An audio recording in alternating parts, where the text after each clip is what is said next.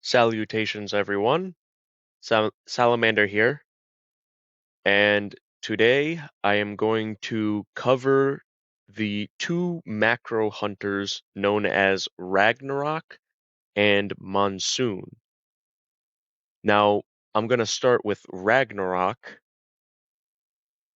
Now, Ragnarok is pretty much a giant, kaiju-sized, reptilian-like beast that is capable of producing fire. Now, the thing about this is that it can essentially manipulate fire in any way it sees fit. This can pretty much be just a number of ways. It can make the fire essentially be cold fire. It can make the fire be corrosive. It can make the fire be even hotter. It can produce fire hurricanes. It can even create interdimensional portals with fire. Now, Ragnarok, the reason it even is capable, the reason it evolved to create fire is that it has evolved the ability to metabolize off of consuming smoke, which is helpful for its gigantic size because not everything is going to be big enough for you to just consume normally. So what Ragnarok does is he essentially will burn a huge area and then consume the resulting smoke from the fire. Now, I'm sure as you can see, Ragnarok seems to have some battle damage, and this is due to him and the other macro hunter that I'm going to talk about coming from the same planet. They are so far the only two individuals, the only two individual macro hunters that we know of that are from the same planet and have an actual rivalry with each other. And this rivalry um, is actually what actually influenced the evolution and adaptations that both individuals have. As I'm sure that you've seen that Ragnarok actually has gills. And this is because his rival, known as Monsoon, the Tidal Leviathan, is a pretty much a marine macro hunter, if that makes any sense. It is pretty much, I guess you could say, in a sense, is kind of the same thing as Ragnarok, but the polar opposite. So instead of fire, Monsoon is able to essentially manipulate water in any way it desires. It can change the temperature, change the composition, and whatnot. The only difference is kind of the feeding habit, I guess, here, in that Monsoon essentially drowns its prey in mass and then just consumes them in mouthfuls by the dozens.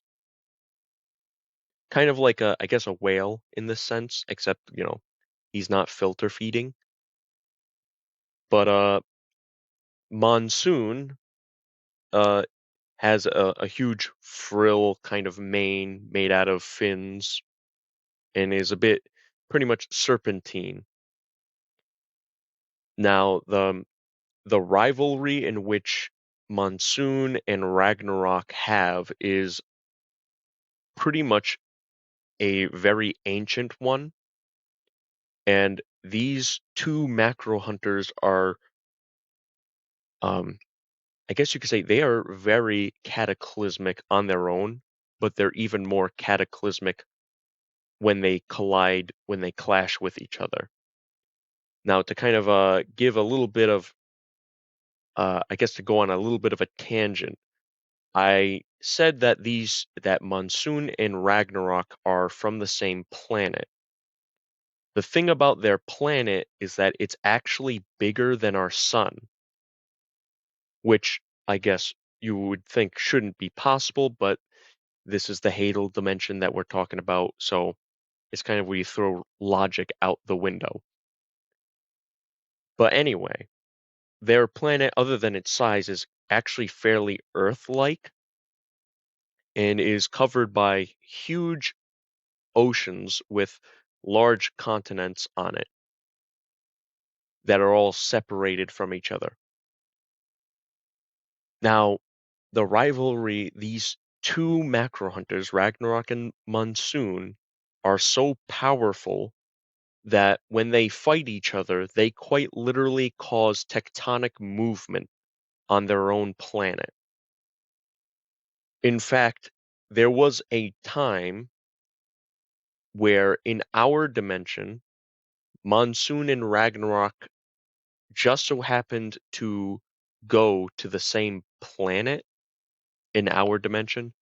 And when they met each other and rushed at each other, when they clashed, they quite literally caused the planet to split in two, which, as you can imagine, didn't end well for everyone, and the two macro hunters kind of went back home since they kind of destroyed everything. But this is to kind of show you that macro hunters are not a joke, and I guess you could say Ragnarok and Monsoon are kind of, I guess, they are the most extremes when it comes to even this category, as they are so far the biggest macro hunters known and therefore the most dangerous, as y- as one quite literally burns entire planets when it shows up,